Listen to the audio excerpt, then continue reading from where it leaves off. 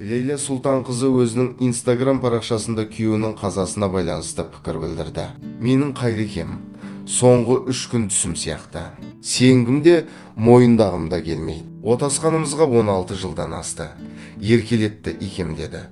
Үйретті, енді ғана, міне бұлдар өсті дегенде. Іштегі сезімімді айтарға сөзім, жазарға әріптерімде жетпейді. Қалдырған ізі, атқарған ісі көп. Әлі де қанша жоспары бар еді, олар туралы айтуға да қарсы болатын. Алладан қайтады деп ауыз ашқызбайтын.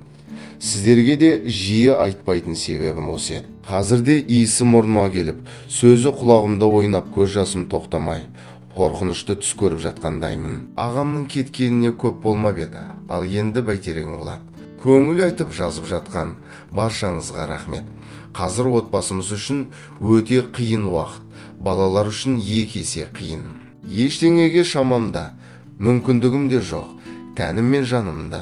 Мейім мен күйімді жүйелеп алғанша түсіністікпен қарауларыңызды шын жүректен өтініп сұраймын. Айс KZ каналы Қайрат Беркінбаевтың отбасына қайғырып көңіл айтады.